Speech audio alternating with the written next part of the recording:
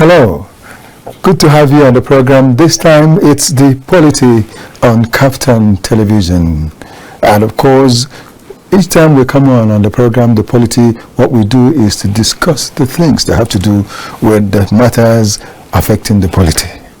And so today we will do the same, not wasting any time. We'll go straight into talking about what you will be hearing on the program today. Okay, Chukwuanubogu here, by the way, and I'll let you know that I have two women with me on the program today, so I am blessed among women. And what I will say is that before you get to meet them, I want to let you know that there are certain things that have to do with, of course, now that you know that there are women here, something has to do with women. Is that not? That's one thing I'm sure you do know. And so today we'll talk about it. The Nigerian government is considering a constitutional amendment to reserve elective seats for women in a bid to boost female representation in governance. Currently, women hold less than 5% of legislative seats in Nigeria, despite making up nearly half of the country's population. Not just only do they make up half of the country's population, they also make up more than half of the country's voting population. Incidentally, a lot has happened that the women seem not to be involved, in spite of the fact that they have this huge number that is a big plus to them.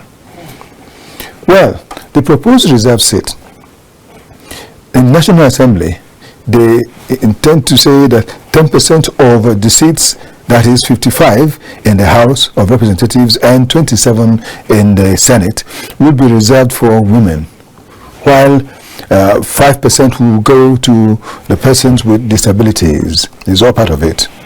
Then in the states, in state assemblies, 3 additional seats per state would be reserved for women, resulting in 108 new seats across the country. Alternative proposals too they have. Another bill proposes 1 additional seat per state, including the Federal Capital Territory, to be reserved for women in both chambers of the National Assembly, and 3 additional seats reserved for women in each state house of assembly. These are the things that we are going to talk about today. And then someone would ask, what is the rationale behind this? Well, I think I will reserve that until we get to talk about it with women. But let me just say a bit of it. That the low representation of women in governance contributes to systemic neglect of issues like sexual violence, maternal health, education for girls, and social protection, among many others. Now, countries with higher female representation consistently score better on education, healthcare, environmental protection, and anti-corruption indices. That does not mean that women are not involved in corruption. But the fact is that majority can stand to see that corruption does not thrive wherever they are found.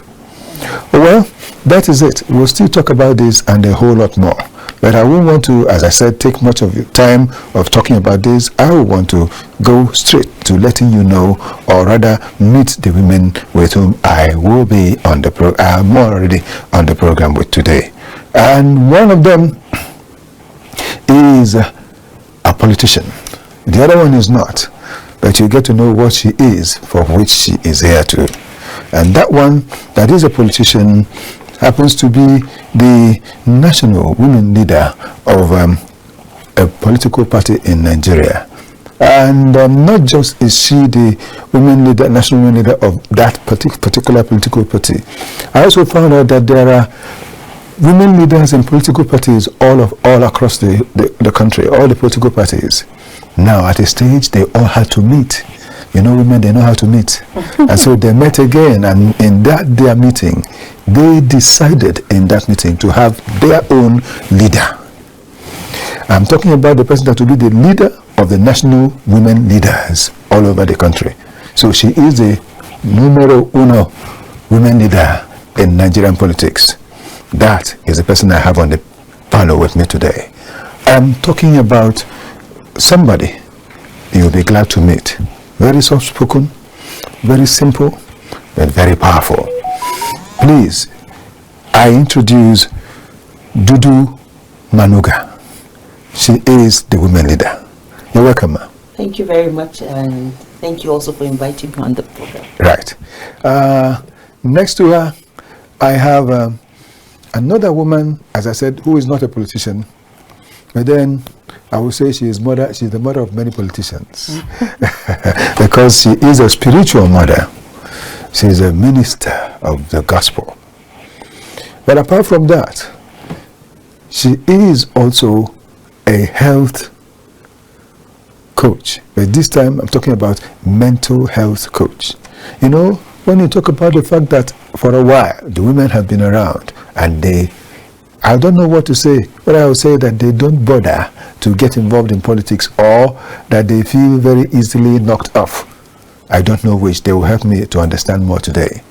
And we need to look at their mental health to see how mentally capable or stable these women are, and to find out whether there is something in them that is making them run away from it, saying, I don't want to be involved because I'm a woman.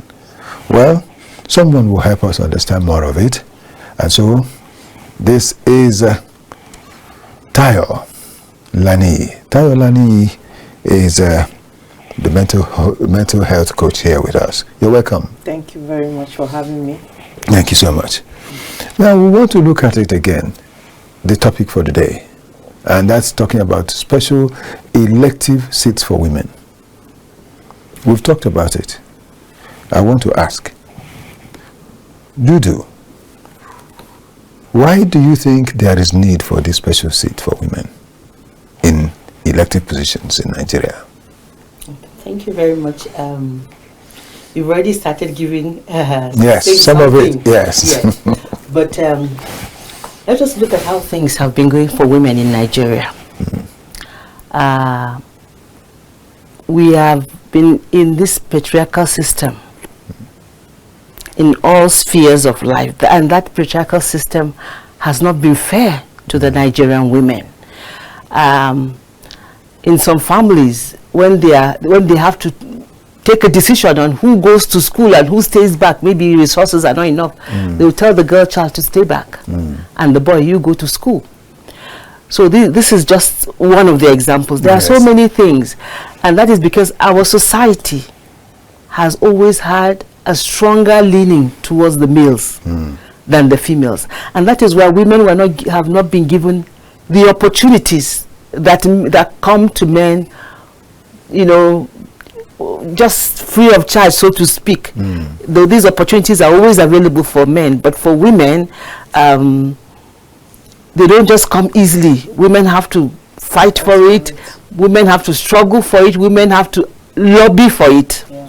You know, I was listening to Mr. Dr. Otiv Ibuzo. Yes, Otiv, yes. And he was saying, he was talking on Tuesday Live, and he said, women began to vote in Nigeria in 1979 elections. But men have been voting. All years. Men have been voting way before then. But women, it was only 1979 that they began to vote in general elections in Nigeria. Chairman Mao said something. Chairman Mao of China. Yes. He said women hold up half the sky. Exactly. Let me say women are supposed to hold half the table. So if half of the table is hardly there, is too weak to be able to hold its own side, that means we have stunted growth, we have stunted development, you know, because that other half is not functioning as it should. And yes, like you reeled out, statistics show that women are almost half of the population. Women are more as registered voters than the men. So if we are the voters, we have almost half of the population. Why is it that when you come to the table of governance, we are not found? If we are found, is such a minute percentage, almost negligible in many places. About 15 of the state houses of assemblies don't even have one female member. Unfortunately, my state is involved in this sad situation. Very unfortunate. But you see, that is where we are. if you look at the statistics in Africa, the position of Nigeria is sharing the 3rd position from the bottom, with a place like Eritrea that has been topsy-turvy all along, so not even stable to be able to bring women on board. Yes. And Niger Republic that is under a military regime. That is where we are. We were just discussing, was it yesterday, with our national youth leader, and he said, even the 4 women you people have had in the Senate, now one is almost gone. Yes, one is almost gone. One is almost gone. So 4 out of 109, and now it's 3. Now it's 3. And they're even threatening her. You cannot come back, you know. So that is where we are coming from. The society has been patriarchal, right from our grandfathers, great-grandfathers. You know, the society has been patriarchal, leaning more towards men. So because of that, you see, when you sit on a table to have a conversation, especially on that which concerns development of a people, of a nation, you need the voices of the different segments, so that when decisions are taken, the decisions taken will cover everybody. Now imagine a State House of Assembly that has no female member, and is a man that is chairman of the Women Affairs Committee. What can that man say about the issues of women? When, now that we are having IDPs and other challenges like that, and these IDPs have left everything and come to the camps, how many men will remember that those women need sanitary pads? They may remember wrappers, which is a basic clothing, and so those things. But how many will say, these women will need wrappers, or let us provide wrappers? Or how many remember, there are children in those camps, those children will need diapers? How many men remember such things? It takes a woman to remember such things. So you see, because we've been having this development that has not been complete, because other voices are not heard, we need to have more women on the table. So when decisions are taken, the decisions taken will have the voices of women coming from the women's angle that will add value to whatever decision will be taken eventually. Okay. Thank you so much, Idu. Sorry, before we go further, I need to correct something. Okay, go ahead. There was something you said, and I want to correct it. Okay. Yes, we have a forum of all national women leaders, but I'm not the leader of the forum. Oh, I see. Yes, it's the PDP women leader that is the president of our forum. Okay. And we came together because of these issues of women to increase women's representation in leadership in Nigeria. Yes. Thank you so much. Well, that's it. Well, you see, they came together because of these issues that have to do with women. I would want to ask Tayolani, what is the problem with women that has made it that it's true that Dudu has just said something, that we are patriarchal in nature. That's it. But even at that, why is it that the women seem to have relaxed and they don't even want to fight, apart from now that they're struggling to get it? Because I know that in the history of this country, it was only under Goodluck Jonathan that we had a great number of women in the National Assembly and even in governance also. And after that, it's of course under the administration that came immediately after him, it was so bad. And even now that we have an administration that we would have been thinking that, they will have a lot here, I don't know what's happening. We have few of them in the cabinet, that is among as ministers and all that. But apart from that, there may be something basically wrong, or is there something basically wrong with women that has made them always want to accept this second fiddle kind of position they keep playing? I'm asking you because you know about the mental health of human beings. How is their thinking? Tell us, please. All right, thank you very much for this opportunity. Right from time, women have long been underestimated in intellectual and leadership capacity. And the real barrier is not in capacity, but in systemic bias and cultural stereotypes and culture and structural inequality. So it's a tradition. They've made us to they've given us, there's a mindset that they fed us with, that we are supposed to be under, we are supposed to be subservient. And then because we just want to, obey the law, they said submit. So you just want to be there. You just don't want to, But there are a lot of women that are craving so that their voice can be out there.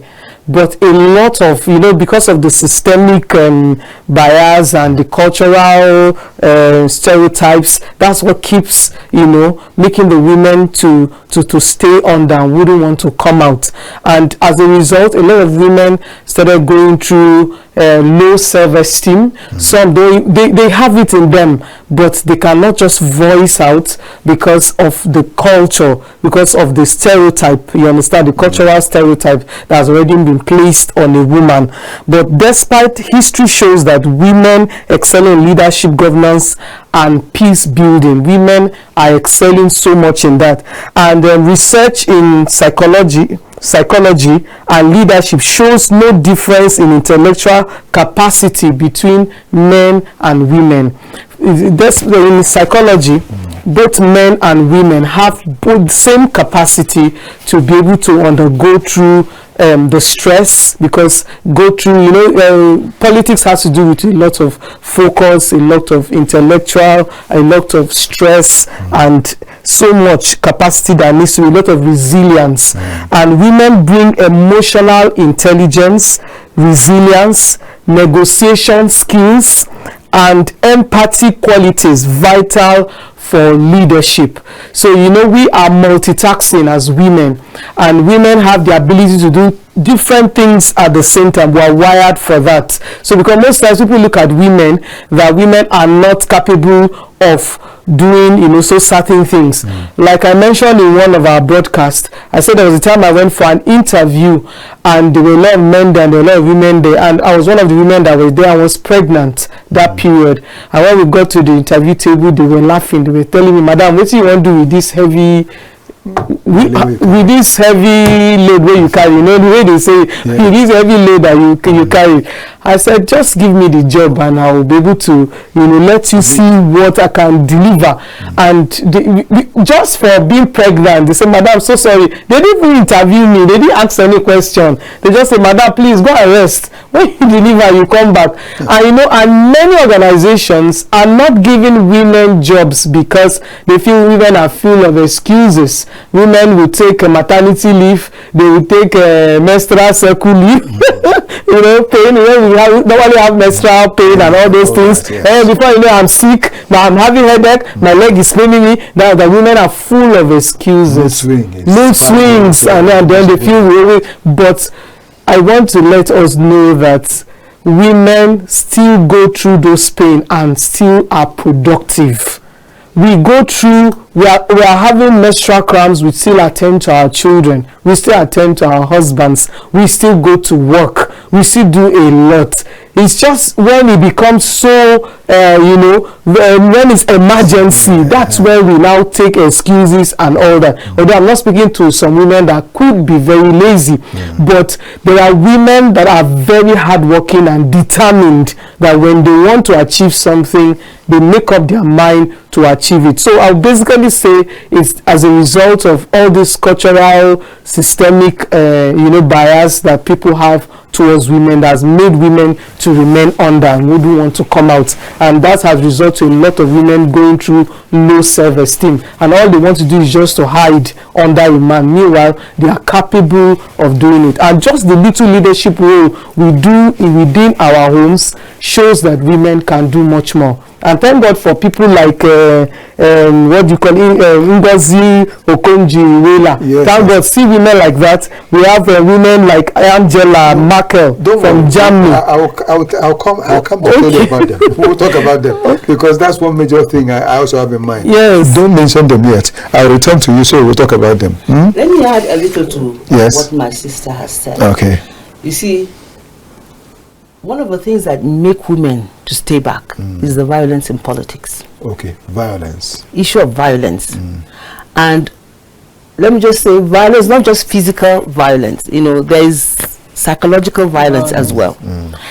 Imagine a woman who is aspiring for a position and then because the woman is not married, and then they go and put her picture or name or even design a wedding card with somebody in the opposition party to say this woman is going to marry. They have even given them the date, and there is nothing like that. This is also a form of violence. Just to discredit the woman. Exactly. We don't see that happening to men. And even where it happens, the men will say, so what? Or the world will say, so what? He's a man. But the women say, oh, she's in this party. She's going to marry this man in the other party. And when she marries, she will decamp to that other party. And then, so don't vote for her. Don't support her. So you see, that one is also another thing that inhibits women. And also our politics in Nigeria is heavily capitalized. Money matters. And a lot of women who have the desire, they desire to go into politics, but they have that handicap of finances.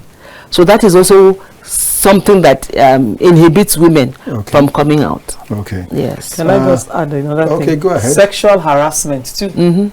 Women are always sexually harassed. You want a position, but it won't come just on a platter of gold. Somebody will want to take advantage of that woman to be able to get. I've heard, we've seen a lot, even in the NGO I work with.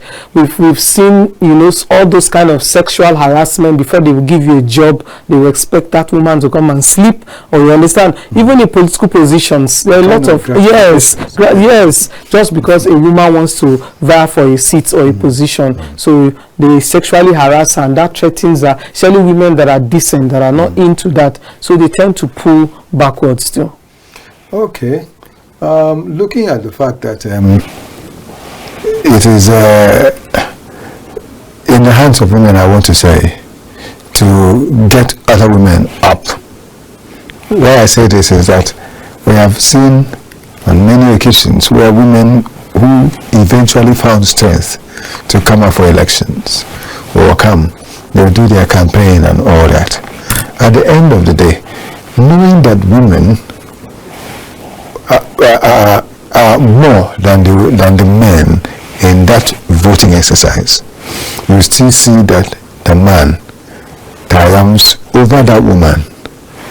I want to ask, why didn't these other women vote for their fellow woman to get that position? Because we are saying about patriarchy, yes, I agree.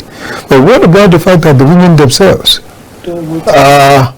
have become the problem of fellow women? Dudu, in politics, I hear people have been talking to women everywhere to try to, how do you say it? Women supporting women.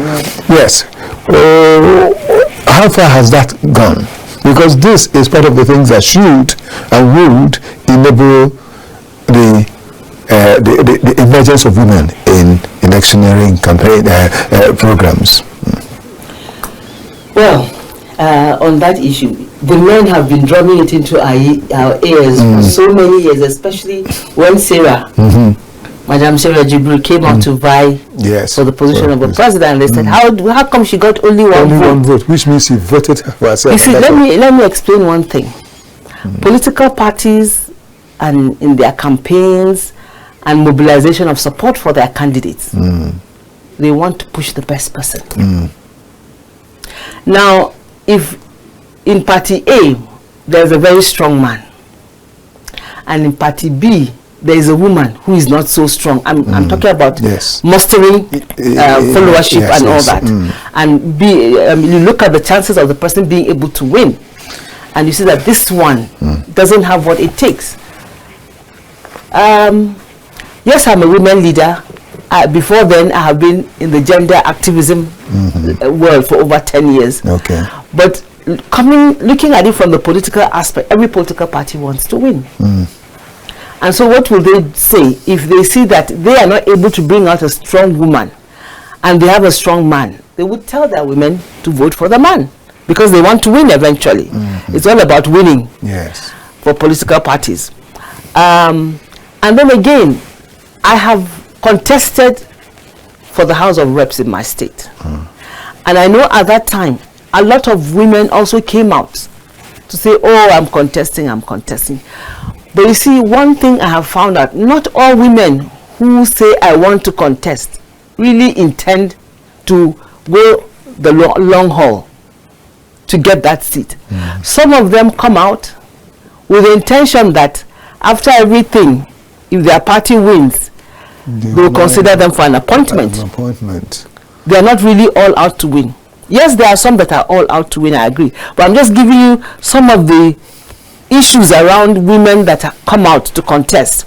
So you don't just take it that women don't support women. So there are some of these issues that are paramount.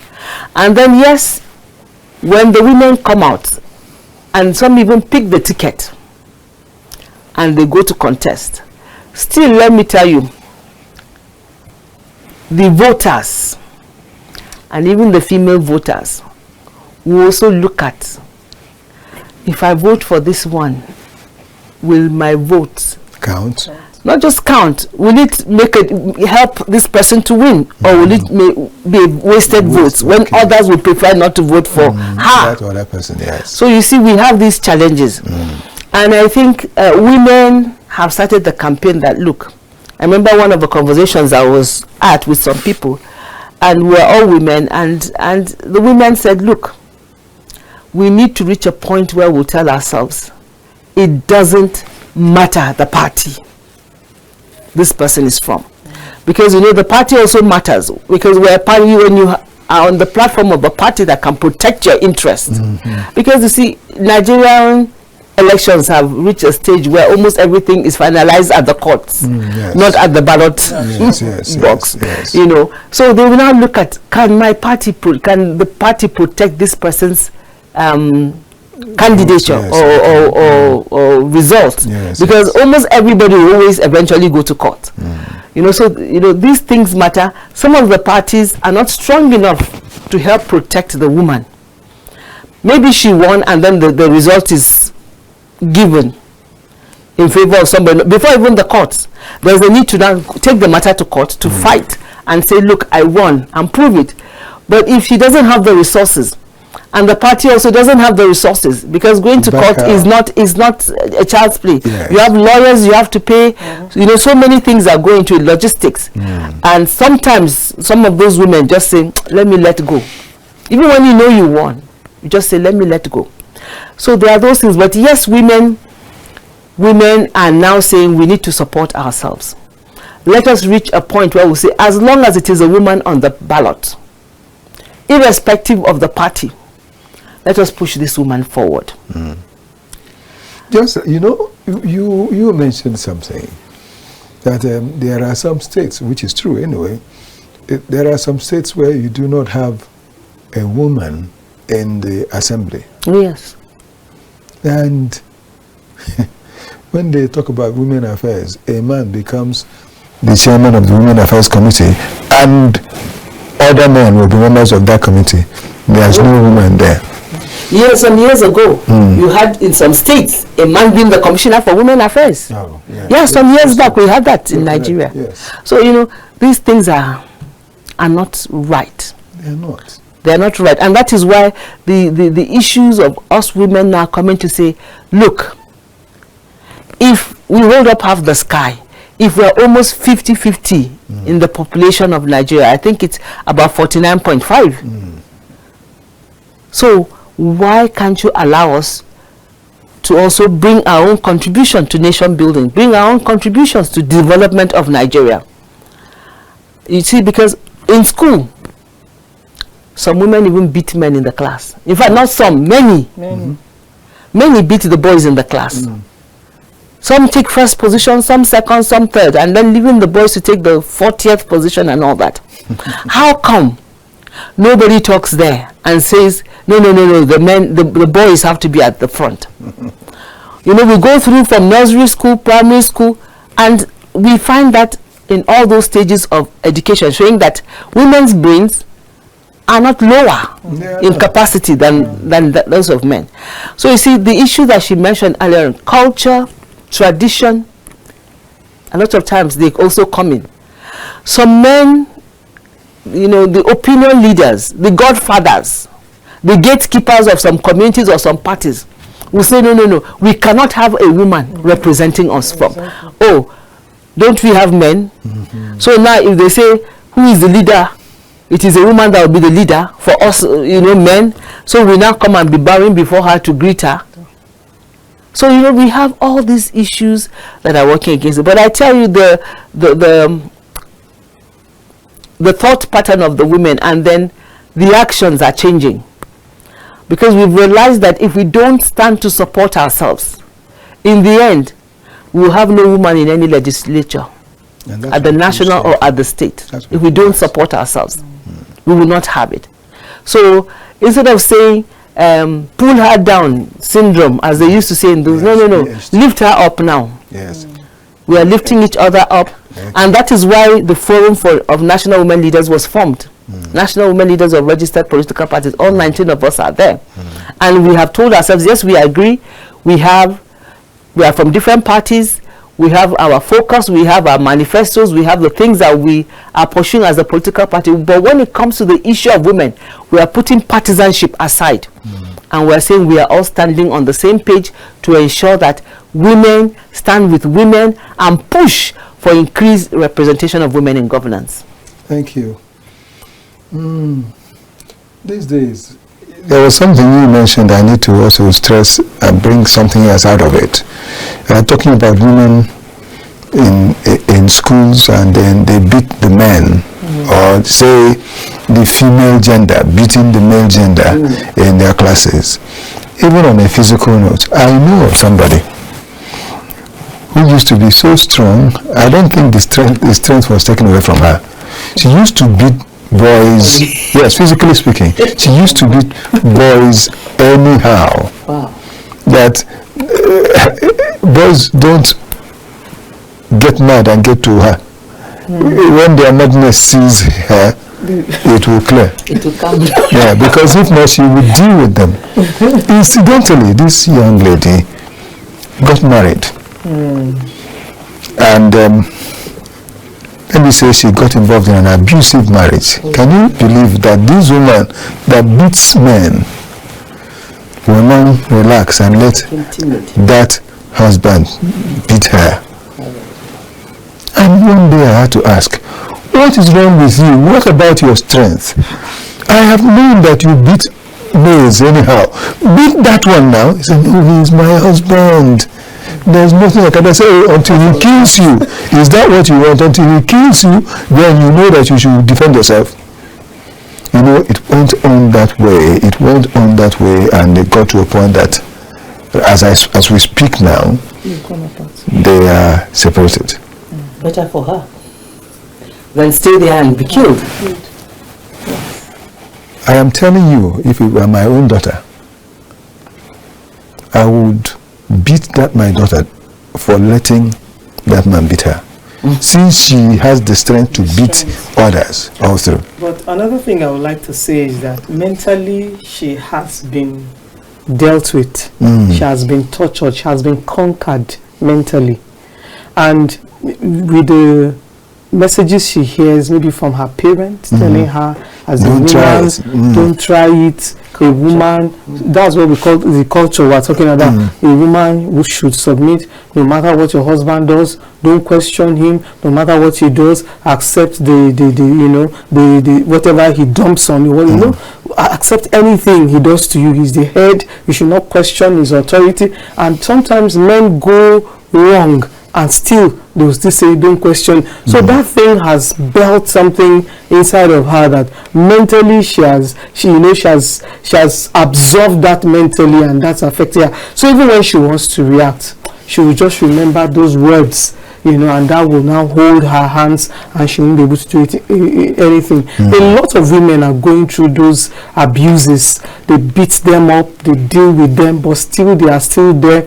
They still say, it's my husband, and let me endure, let me do this, and all that. And they keep going through pain, they keep going through, torture and all that. But because of that mindset, that tradition that has already been put in still inside of them mentally, so that thing has captured their memory that they cannot even act. Even if they want to act, they will say, let them not come and say, I'm a bad woman, I'm beating a man.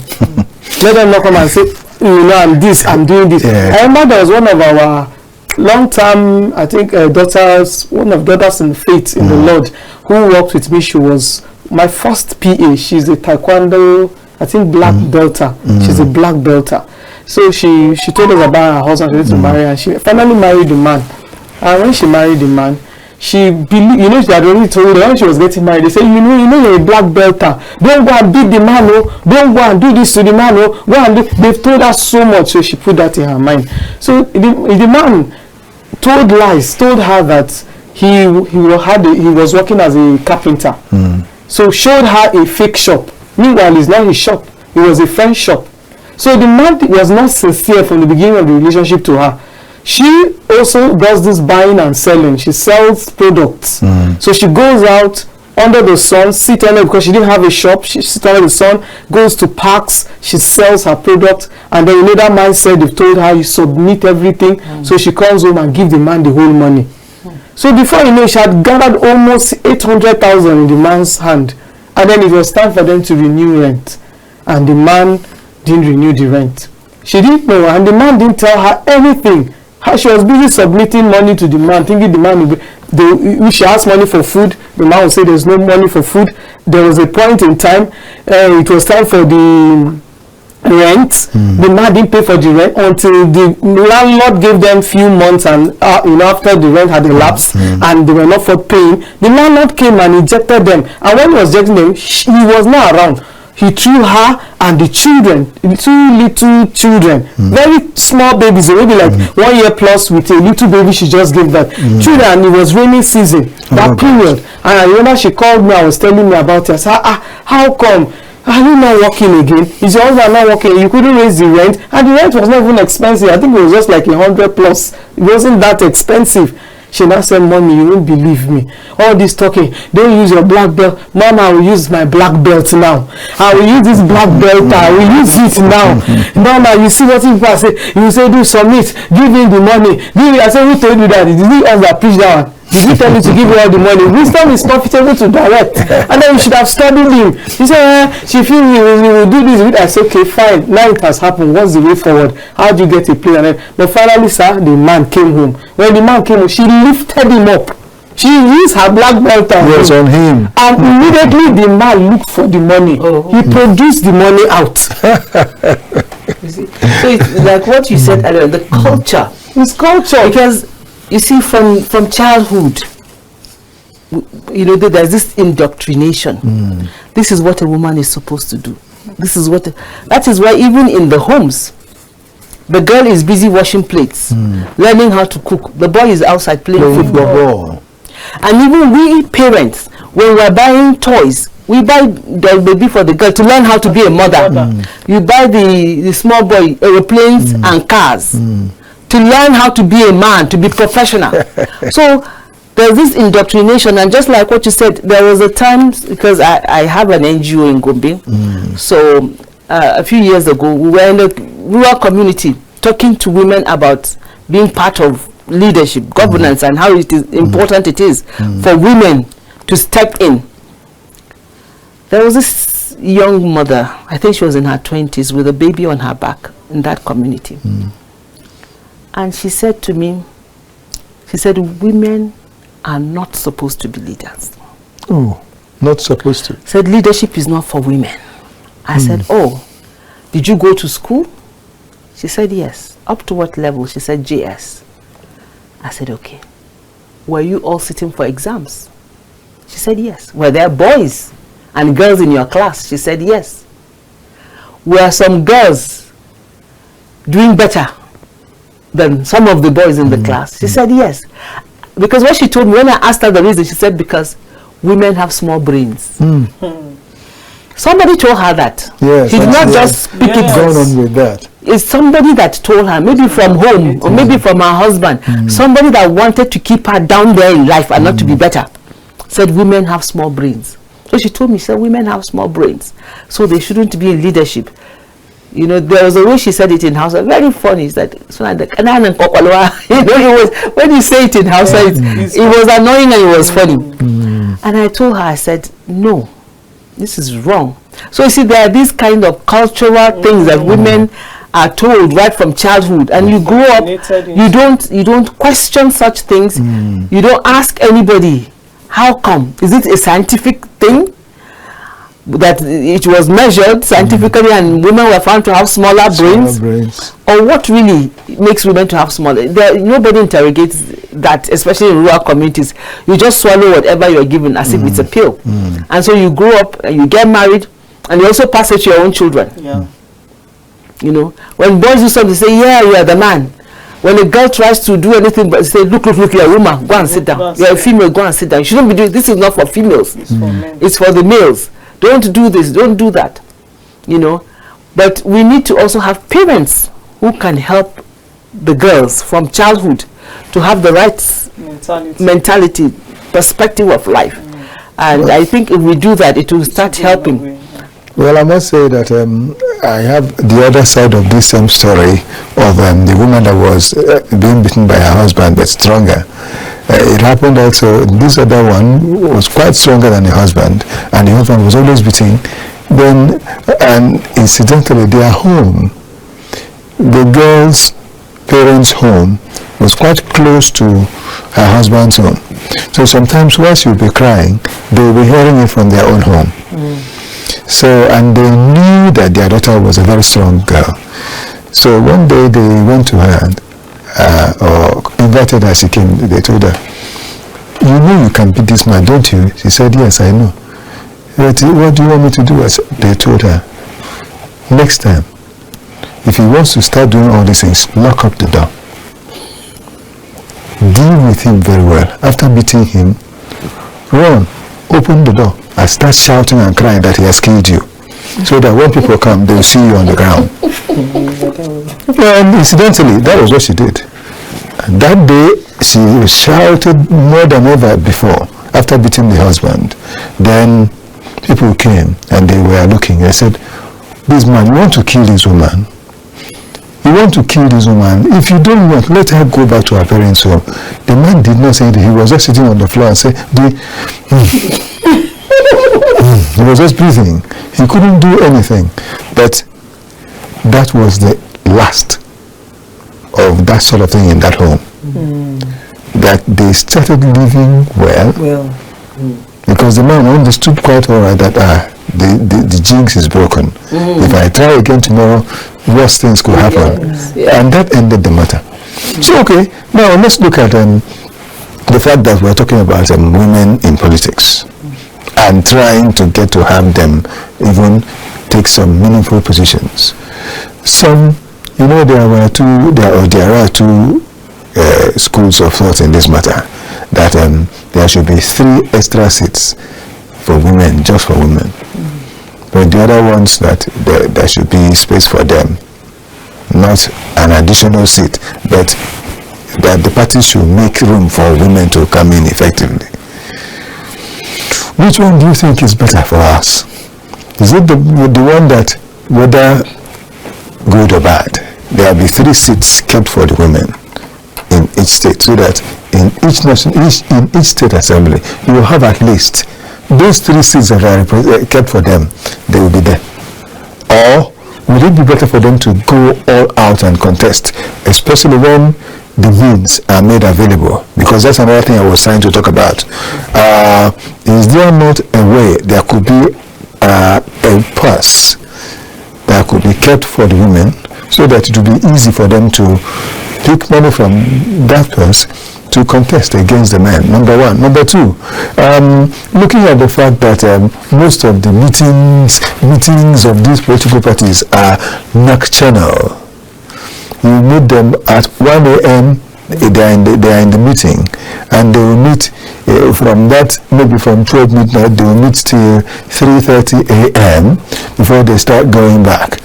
And if there is a woman, the husband will say, why are you going this night? When you're supposed to be here with me, and you are leaving me and saying, I don't understand. You have left the man that is your husband, and you're going to meet other men outside. You say you're meeting with them. Now it's a problem.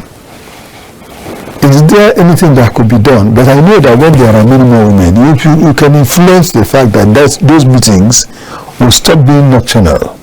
Even if they will be nocturnal, let them be the things you can use your phones, online meetings, via Zoom and all that. They discuss and conclude. What do you think about this, ma'am? This is a conversation that has been on for a while. But you see, in every community, there's a culture. Yes. In the political community, there's a culture. There's a culture. These late night meetings did not start today. Sometimes the men say it is because in the daytime there are other distractions. The night time is a quiet time. Not all women may agree with me, but this has always been my perception or my opinion.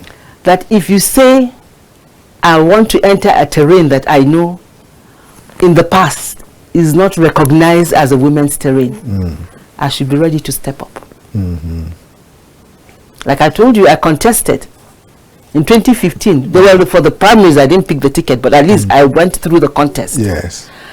And I know that all those late night meetings were taking place because after when I didn't pick the ticket, our governor at that time made me the first ever deputy DG of the statewide campaign of the ruling political party. Okay.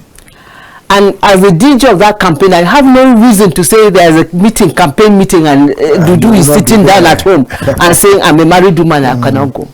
First of all, I had my husband's 100% support before I stepped out. Okay.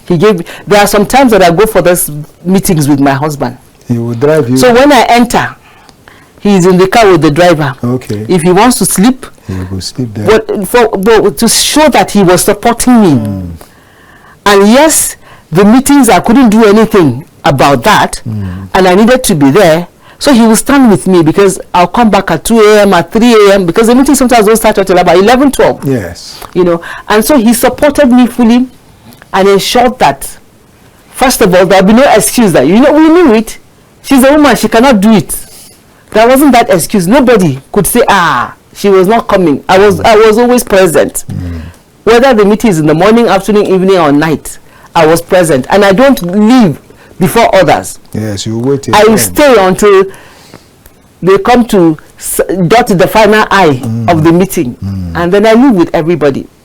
In fact, it was at a time, 2015, there was also insecurity in the Northeast. Yes. So sometimes those of us going to a certain part of the town, we will all line up, and then the governor will give us security. So one at the back, one in the front, so we're in the middle. When you get to the junction of your house, you branch. We do like that until the last person. So you see, if you say you want to be a female politician, knowing the terrain of politics, the kind of culture, you have to tell yourself, I'm ready to face it. I'm ready to do it, and to even do it better. Because this thing of us saying, I'm a woman, that is what makes the men not even want to involve us in something. They will bring excuses. They will say this, they will say that. So we need to step up as women, and say, I'm ready. Politics, I have come in, I will do it. Despite the discomfort. These late night meetings are not every day. They're not every day. They're just for a season sometimes. Maybe when politics is the issue of campaigns and everything, I hyper there. Later on, these things subside. So I think, and like you said, if we have more women in leadership, yes, even within the political parties, that will influence, then we will be able to tone these late night meetings a little. Maybe we cannot stop it. Like they said, they prefer such time as is quiet, less disturbance. Maybe instead of finishing at 3 a.m., can we start earlier? Yes. And close by 12. Yes, starting at 8 and closing by 12, something like so that. Maybe we can influence such things. We will just observe a little break right now. We will return and continue from there before we get back to Tao for another side of this same story. And so we'll take this time out and then we will return. Not only when we return, we'll continue. We'll also not learn from them, let people call and say, let you call and tell us what you think about what we're discussing today. Let's go. Welcome back. I'm talking about this bill that we are saying, though I'll still return to Dudu. I want to say that the bill has garnered significant support from notable women, stakeholders, and international organizations like the United Nations Development Program. The House of Representatives has received 2,263 bills, with 55 already signed into law, including key reforms. The Senate President and Speaker of the House they both have expressed support for the bill. And almost every well-meaning Nigerian politician has shown support one way or the other. But then it's the result that will prove which one it is. And I want to ask Dudu, you continue from where you were, but I also want to say, these bills, some people still have not understood it very well. That's why I mentioned there are two. The other one saying 3 seats exclusively for women. The others that they will just contest and get you step down for them. If you were to do the step down, you know it's going to be difficult for the men. But with this other one asking for 3 exclusive seats for the women, I want you to explain it better. Is it going to affect the men? Let me say no. No, and that is it. No. Because in every state right now, we have 3 senatorial seats for everybody to contest. Yes.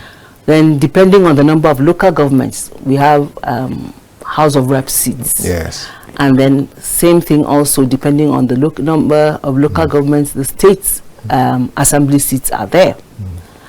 What this bill seeks, and that is the most popular thing that almost everybody seems to have accepted. Yes.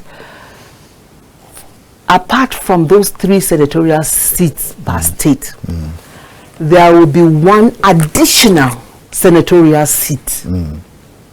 Then for every state, irrespective of the number of House of Representative seats that exist now, there will be 1 additional House of Reps seat. Then in every state, there will be 3 additional state assembly seats, 1 per senatorial zone. Now these seats that are additional seats will be reserved exclusively for women to contest. And they have to come on the platform of a political party, because our Electoral Act doesn't recognize independent candidature for now. Yes. So it's for the political parties to look for their best women and bring them out. Because it's not going to be, okay, all the women in this constituency, come and contest. No party, just come on. No, it has. You have to go through the process of your party electing you as their candidate at the primaries, because other women in the party may want to come out. So there has to be that process of primaries, and then the 1 female emerges. So all the women will contest only against each other. No man. No man will do that. So nobody's seat is going to be taken.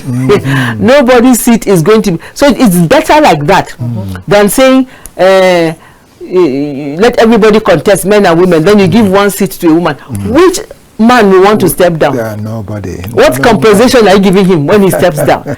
So you see, and a lot of work has gone into this. And experts have looked at even the financial implications, and they've realized that it is quite insignificant, about 1% or so. Okay. So it's not a huge burden on the government. Thank you so much. We would want to ask you to call. Someone is already calling. Okay. I wonder what I will do. Okay, let's pick it before we continue to talk to others. Yes? Hello? Hello? Doesn't mean I've lost this. Okay, please call again. Do call, because our line is there for you right now, and then we want to hear you and know how you feel or what you think about the topic of discussion today on the program. Thank you so much, Judu, for the way you are bringing it out clearly, because some people who not quite well versed with these things will think they want to chase the men away. They are not chasing any men away. It is a temporary measure. Yes, for 16 years, yes. After which there will be a review, and then if there is no need again to continue with that, it will be withdrawn, and the women will now contest with men normally. Okay, let's take this. Someone has just called. Let's find out who it is. And please tell us your name and where you're calling from. Hello? Yes. Hello, good afternoon. Good afternoon. I'm Samson calling from Katsina State. Samson, you're welcome. In fact, I love this your program. It's very educative. Thank you. Thank you. But I just want to contribute my own quota to what you are saying. Go ahead. Go ahead. About should women be inclusive in Nigerian post. That's not what you are saying. That's it. You see, we have problem why our women are not inclusive in our offices or in our political issues. You see, number one, we have what is called a religious issue. You know, in Nigeria, we have different types of religion. Yes. We have Muslims, we have Christians. And in the northern part, they don't even allow a woman to lead them. So it will be very difficult for a woman in Nigeria, most especially to be either a president in this country. And again, number two, it's not even in Christianity. It was even written in the book of Timothy that women should never be in authority over men. And that is what men of Nigeria are capitalizing on. That women, they are to be silent, they are to be submissive to their husband. And another thing again, even the women themselves, they don't like themselves. You know, women are the majority in Nigeria. If all the women should come out and vote for a particular woman, I'm sure that they are going to overcome the men. But they are not ready to come out and vote for themselves. That is why you see the men manipulating them. Thank you. And again, another thing is that when they talk of maybe a presidency, look at the money that they use to buy form. Before you can become a president, you have to obtain with a huge amount of money. Where do they want women to get those money? So I think all those things should be sliced down. We need to do things about it so that our women also can also take part in our political arena. Because women, they are honest. They are honesty more than men. I'm telling you. If you have a woman, if God bless you, a woman, you will see the way a woman takes care of their parents and the men. So women should be inclusive and our leader should give them chance. Thank you and God bless you all. Thank you so much. Thank you.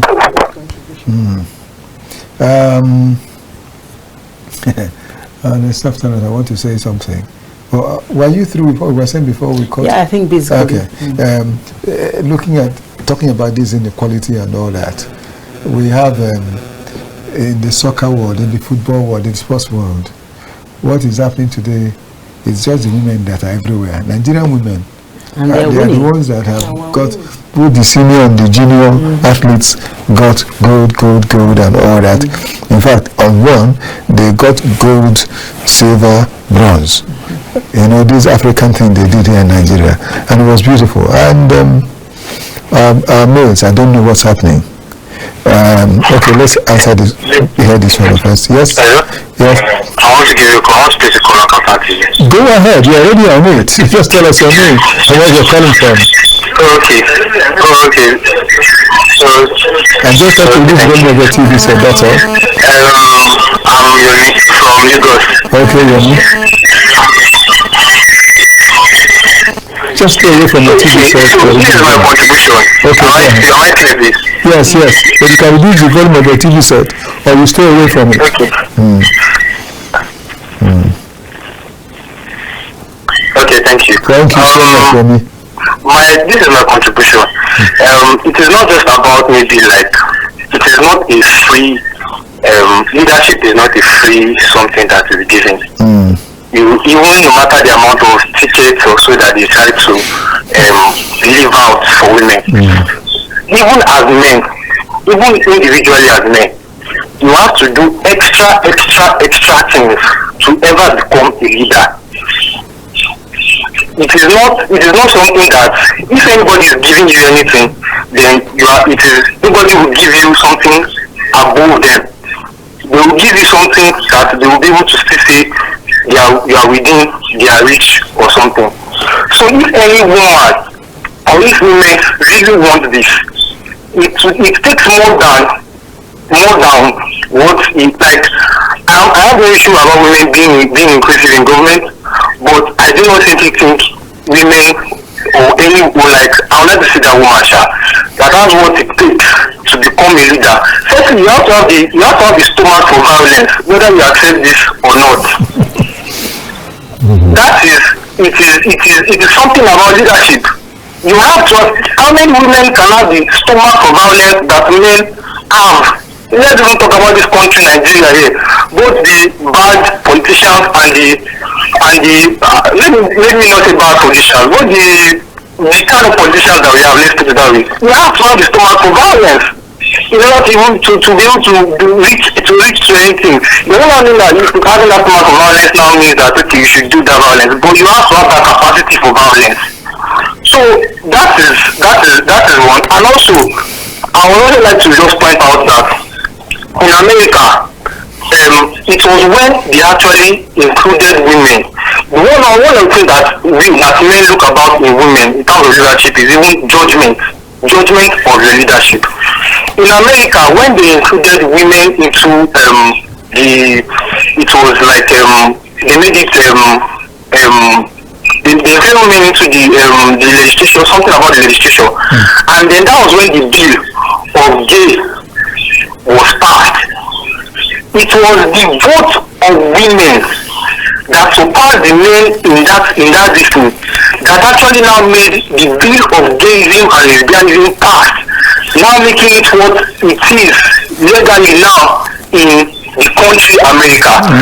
This judgment is something that this is one of the judgments that men are looking at that. You know, like if you have become leaders, what kind of judgment, what kind of leadership, what kind of this thing will you take? That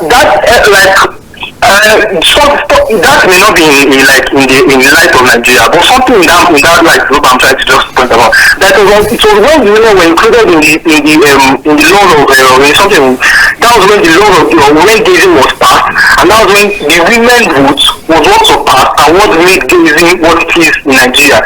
So your judgment as well also counts. So all of these things what I would just like to talk about. I would like to hear your response about this. Okay. Thank you very much. Thank you, Yemi. Well, we'll still talk. He wants to hear what we think about that. Having a heart, or what's it called, the stomach for violence. I don't think we need that. What do you think? We don't need, in fact, women should come and tone down the violence in the political space.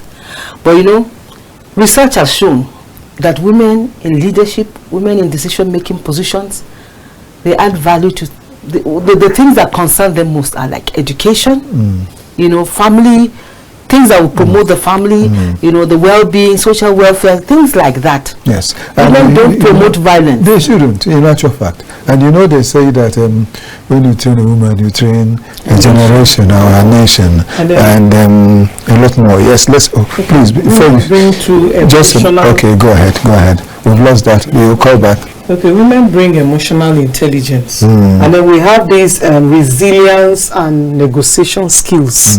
There's a way we don't always go the way of violence. You want to negotiate. Okay, this fellow has come back. Let's just take it and you will continue. Hello? Hello? Yes. Good afternoon. Good afternoon. Am I also Captain TV? You are, and we want to know your name and where you're coming from. Okay, my name is Bryce. I'm coming from Abuja. I can hear. Okay. Go ahead. I want to thank Captain TV for the opportunity. I want to comment on the guest, Tayo and Kudi. They're doing a nice job. Okay, my contribution is based on something Tayo said that about abuse and girls are abused. And in a system where our center focus is always on the female gender, they should also focus on the male gender too. The male gender are also abused. Male gender are always abused. Just that male gender don't talk. But most of them are abused at home. Most of them are abused in society. They are being abused in society.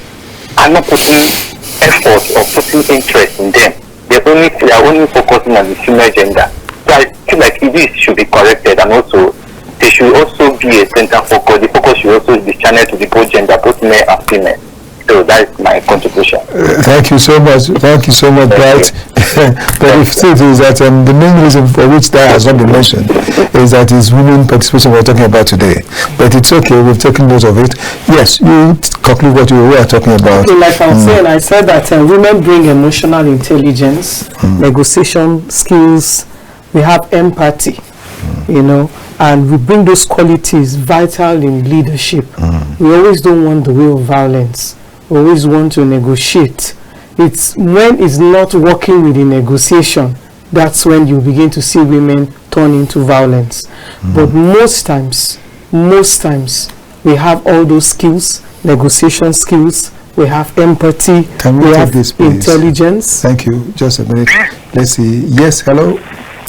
Hello, good afternoon, sir. Good afternoon. Is that Captain Your Television? name and where you're calling from, please. Yemi Asaju is my name. I'm calling from Kwara. Okay, go ahead, Yemi. You are on the program, The Polity. Yes, before I was watching the program before our light went off. Okay. I think it has to do with considering women for special seats. Yes. Okay, sir. This is my contribution, sir. Go ahead. You see, Nigeria is a country that is blessed with intelligent, brilliant, and highly resourceful women who can stand shoulder to shoulder with men. You see, we have the likes of Dr. Okonjo-Iweala, Aminat, late Dr. Akuyile, and so many others, just to mention a few. However, sir, I will not subscribe to any arrangement that will concede special seats to women, elective position for that matter. Rather, they should be given the level playing field to fight and merit positions. If they are dashed positions, they may not be accorded the deserving respect. It may lead to complacency, ego boosting, low productivity, and abuse. How will their own constituency, for instance, if it has to do with a National Assembly or State House of Assembly, how will government create their own constituency that will prevent men from contesting there? Then how will you convince a man that is well qualified for a position to step down because a woman is contesting? You see, our women are not suffering from eclipse of the brain or bereft of ideas of what to do at every given circumstance. Let them fight for and merit any position they so desire. Thank you, sir. This is my small submission. Thank you. Good afternoon. Thank you for your great submission. Thank Yes, you so sir. much. I also Yes, want to sir. say thank you so much. Just listen and hear the rest. All right. When I was talking, you know, you mentioned something that has to do with these names. And why I said let it be for a while is that Ngozi Okonjo-Iweala, she was a woman and she did things. And what is it that has happened? I remember that there was a time Akunyele was being touted to come for presidency, and she said, please let me be, it's not time yet for me to do this, let me still serve where I am and all that. And a lot. What do you have to say about them? It doesn't mean that their own mental ability is higher than the rest of the women. We all have the same mental ability. We all have the same mental ability. It's just what, you know, sometimes when you have support, like mommy mentioned that her husband supported her, went with her to the meeting point, sleep in the car. How many men are doing that? When you have full support, full backing, women will be available. Those women that are out there, their men are supporting them. But when you don't have support, full support, of course you will draw back. You will want to be part of it. So that's just what I have to say about that. So we all have the same capacity, and we all have to, you know, just like the guy said, that we should all fight for the position we desire. Of course, women are fighting. Well, they are coming out. We are happy that women are coming out. But those elective positions is not because we cannot contest with the men. It's just a special, just for to encourage women, so that women can and then they are not bashing the seat. They are going to vote. We are going to vote the women. Like in a party, they are going to do their primaries, bring out the best, and other parties will do the same, and then they will all compete. And then, yes, they will still buy their forms. Am I right? Run their campaign. Thank you. So we give them the form for free. Yes, so we are still going to fight for it. It's just going to be between women to women, not women to men. That's just the only thing I see about it. We have seen many great women like that. So I know that this nation is not bereft of wonderful women, excellent women. They are there everywhere. It's just let the opportunity be given to them. As Tudu said, there's one particular point she raised earlier, that violence is what is making them to stay away. Let's try and see the best way. Let the government put things in motion to enable women come. That's what they are asking for. They're not asking for too much. Let the enabling environment be kept for them. Take away violence, and let there not be too much money, for them to be able to come and do what they need to do. I think that's what it is.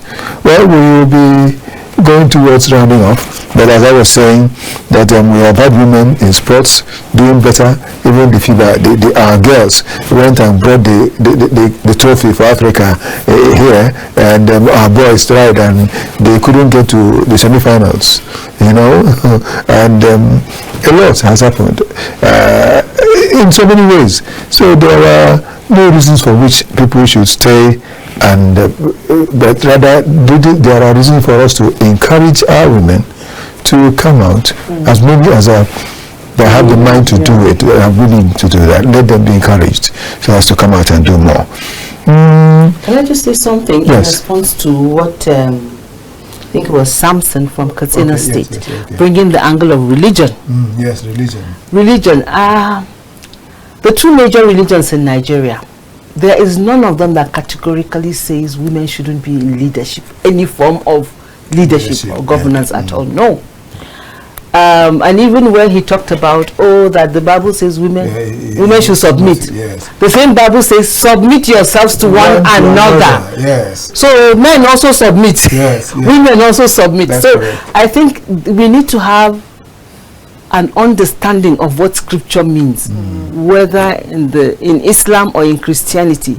Because if you just pick one thing and begin to hype it out of context, it will not help you or another person you want to explain it to. But let us understand everything about that verse or that passage of scripture and have a proper interpretation. Yes. Just have the interpretation. But if we are talking about leadership, I'm a Christian, so let me talk from the Christian perspective. In the Old Testament days, when there were more women seen than heard, Deborah was a ruler. Yes. She was both spiritual leader and a political leader, to the extent that a man said, I will not go to war if you don't come with me. So let us not say, no, Christianity is against women being at the top. When it comes to the issue of women should not speak, It's Paul that said it. it is Paul. And there was a reason. You see, when you go deep and you read books and understand these things, it's not that women, when they go to church, they should even shut up. No. I don't want us to go into all that, because that is not our topic for today. That's why I said we need to understand the context within which some scriptures are written, and we also need to understand actually what was the real meaning behind it, so to help us. But I believe Christian and Muslim women have been in leadership positions, and in some of them have done that. Amina is a Muslim. She's there doing us proud at the United Nations. Yes, because he's a Christian. And she's doing it. And we did not hear of their imams or their pastors coming to say, no, you're going against the way of God.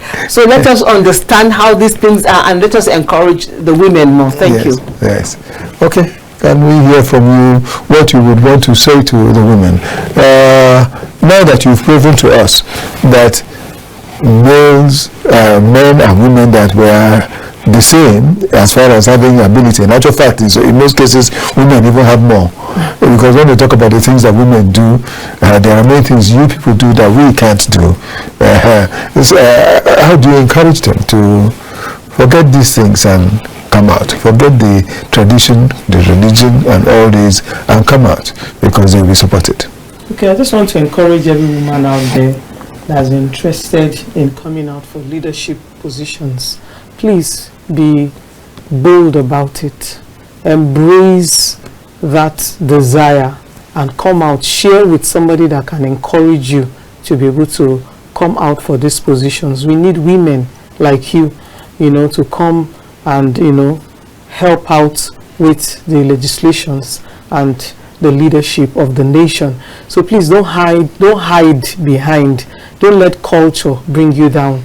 Don't let religion hold you bound. Don't let anything hold you back. As long as it's in your mind to do it, please come out, and then you'll be given the support. And we are just encouraged. That's the idea of this show today, to encourage women to come out for leadership position. And as we desire it, we will have it. Thank you. Thank you so much. This is talking about the fact that she is a mental health coach, and doing something special for us on the program today. Thank you so much, Taya Lani. And of course, she is a spiritual mother, as I have said. Good to have you again on the program. Thank you, sir. And thank you. Dudu, the political leader, let's hear you say something on a conclusive note. Well, as a politician and as a leader, yes, I'm going to tell, I want women to understand that for the fact that you are on planet Earth with the men, God did not make a mistake. So if a man can be at the National or State Assembly and do things that constructively, say things, bring out bills that will promote the well-being of Nigerians, there is no way you as a woman cannot do that. We may have challenges in different areas. That is why this reserve seats bill wants to address some of these challenges. Now there's an opportunity, if we get it right, to have this bill passed, and then we women will just contest, women only. So this is an opportunity. So I'm calling on female politicians, those that are already politicians and want to be, please begin to prepare, because we're trusting God that this bill will be passed. Okay. So begin to prepare. Come with your capacity, come with your knowledge, come with what you have, and come and prove that women can play their part in making this country a better place for all of us. So please step out. Well, if you're not registered, please go and register with the political party. Thank you so much. Thank you so much. That is it. And of course, that has been Dudu Manuga. I hope I'm correct. Yep. Yes, and the national women leader of Labour Party.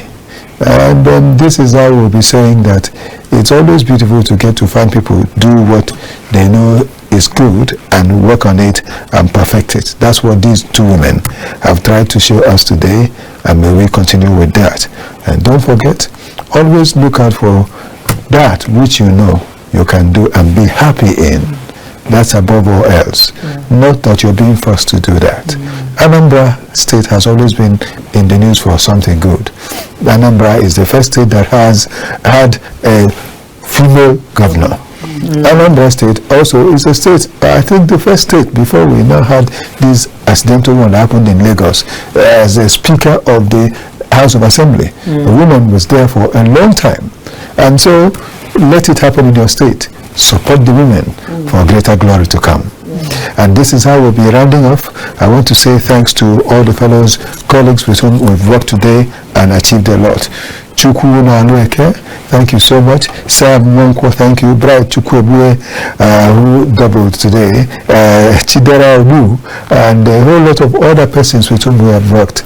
I want to thank all of you. Victor Adeye, Victor Chiza, a lot of you. I'm grateful that we have done this work together, and the best is what we believe will spread across everywhere.